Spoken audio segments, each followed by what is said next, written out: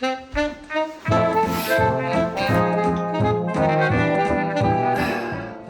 if you're like me, you know that being an illustrator usually means being a lone wolf and doing everything on your own.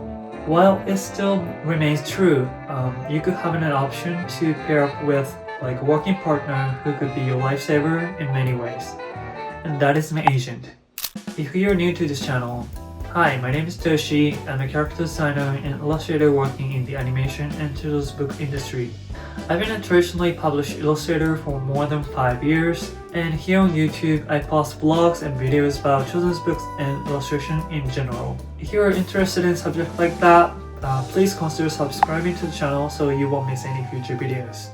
Okay, so I briefly talked about agent/agency the last time, and in this video we'll go over this topic more in detail for those who are still new to this subject. What an agent is, what they actually do.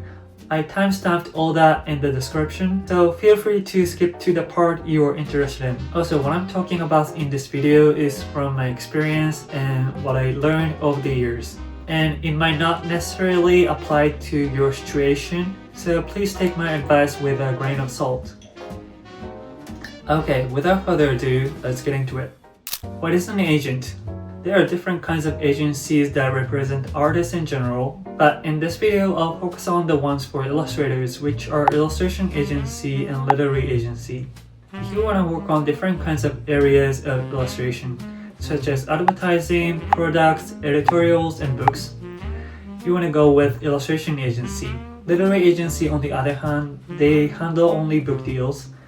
So if that's your focus, literary agency is where you want to belong. For your information, literary agencies originally used to be known for representing writers, but it's more common nowadays for them to have illustrators as their clients. So you know which agency is more suitable for your needs.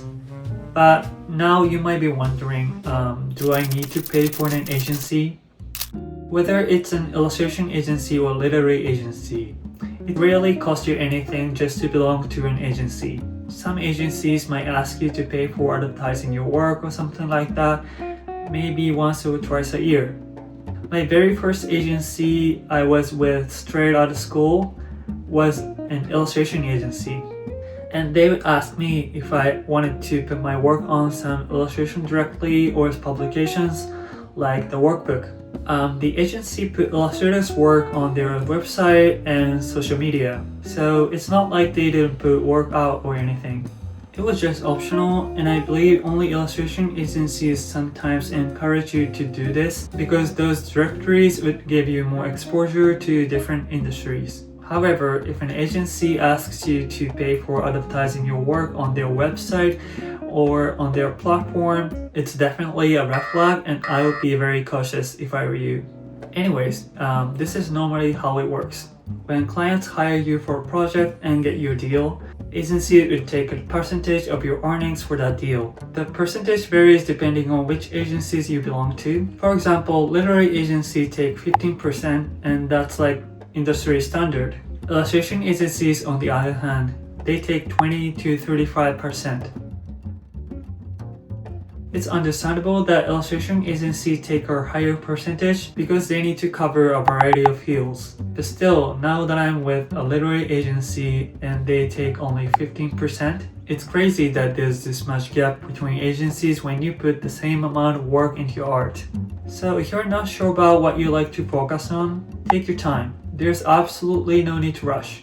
First of all, lots of professional illustrators work without an agent, even in children's publishing. So clearly it's not for everyone. For example, you don't need agents if your income comes from individual commissions or selling products on online stores. But if you're interested in working in the commercial illustration, agents could be of a great help. As you may know, being a freelance illustrator comes with many tasks, and obviously you can't make money just by drawing all the time. You need to put your work out and market yourself and communicate with clients and deal with numbers and other essentials but somewhat boring stuff. That's all kind of business side of things, in which agents come in very handy, and with their help, they could focus on just creating artwork.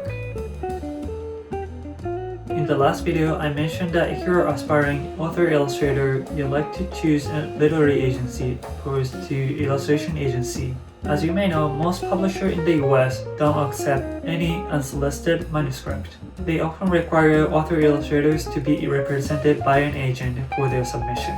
Some illustration agencies provide editing assistance, but it's very unlikely. That's why you need a literary agent. Other reasons you might want to consider having an agent are if you like to expand your client list in the industries you haven't worked in before. If you like to work with clients outside your country. So, as you know, I live in Japan and 99% of my clients are in the US. My agency is based in New York like many other literary agencies in the US are. Based on what I know, most of agencies in the US are open to international artists as long as they can communicate in English. You could actually have more than one agent, especially if you're not based in the US or you want to work worldwide. I only have one, but you could have one in the Europe and one in the US. Some big agencies have branches in the Europe and the US, so that might be a good choice for some people. I'm not going to dive into detail, but I know for a fact the average fee for illustration work can be way lower outside the US. Especially in children's books, you could get a picture book deal with top publisher in the US for more than $15,000. I can't give you exact number of each of my book deals, but my average for the past picture book deals was a bit less than $25,000, so that's something you might want to keep in mind. Okay, let's move on. What do agents actually do? I know from my experience that negotiating is quite intimidating, especially if you just started out. I think the most benefit you can get by having an agent is the fee negotiation. Like I said, agencies take a percentage of your earnings, so in theory, if you get a better deal, they get paid more. Despite my experience in the publishing and in the animation, I'm still not sure how high I'm allowed to go, and I'm always afraid to scare off clients when negotiating by myself.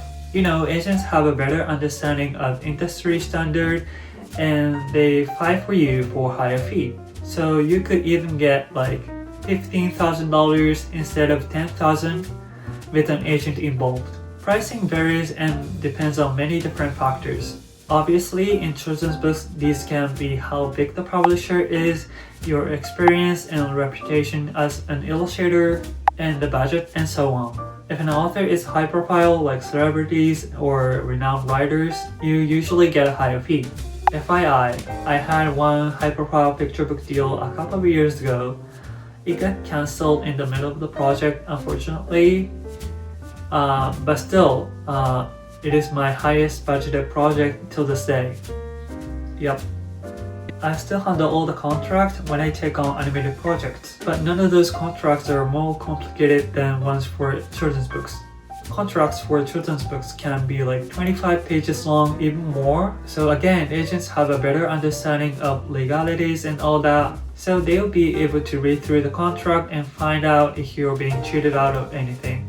Royalties and licensing are even more intricate, and it'll be harder to deal with them on your own without right information and proper knowledge. I'm not a lawyer obviously, and I'm not a native English speaker in the first place, so it'd be easy to miss something in the contracts, and when that happened, I'd be at a great disadvantage. In addition to negotiating fees, agents handle the finance for artists they represent. In an ideal world, the payment would be fully paid on time, but that's not always the case. And if you have worked for a while as a freelance illustrator, you might have been in a situation where you haven't received any of the payments for like a month or two or even longer.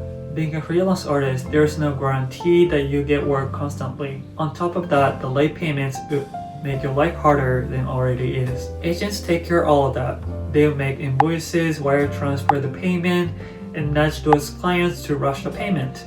One time, I didn't receive the first half of my advance for like a year after I signed the contract. So even with agents, sometimes late payments are just inevitable, unfortunately. Illustrators usually don't have any direct contact with clients before signing a contract and getting started on a project. So agents are in charge of all the communication with them until the project starts.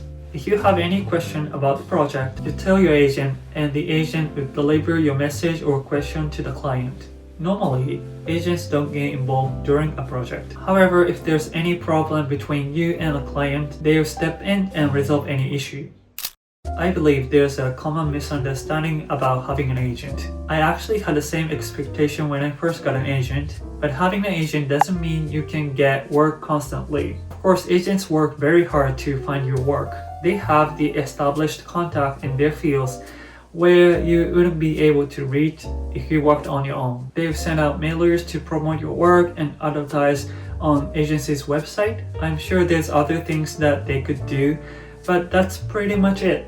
For example, if agents or agencies have large roster of illustrators, it's obvious that there's a limit for one agent to spare for each of illustrators. You know, running an agency is a business and they need to make money as much as you like to. And at the end of the day, agents or agencies would try to focus on artists or illustrators who can get more work to generate profits. You have to know this is not always the case, but I'm speaking from my experience when I was with my first agency. Also, not all agents or agency promotes their artists on social platforms. Some agents have constant social presence, but that's pretty rare. So even if you have an agent, you still need to promote yourself as much as possible. This unfortunately follows you as long as you being freelance illustrator. Okay, that's all for today. Thank you so much for watching till the end. Probably a lot to digest, wasn't it? But I think I covered not all, but pretty much everything you need to know about agents. And I hope this video was helpful for you in some ways. Also, I put the links that's related to what I talked about in the video in the description. So feel free to check those out. Of course, if you have any questions, please let me know in the comments. I'll be happy to answer them in the comments or make another video if needed. As always, please consider subscribing to the channel and giving this video a thumbs up. Alright, thanks again. I'll see you guys in the next one. Bye.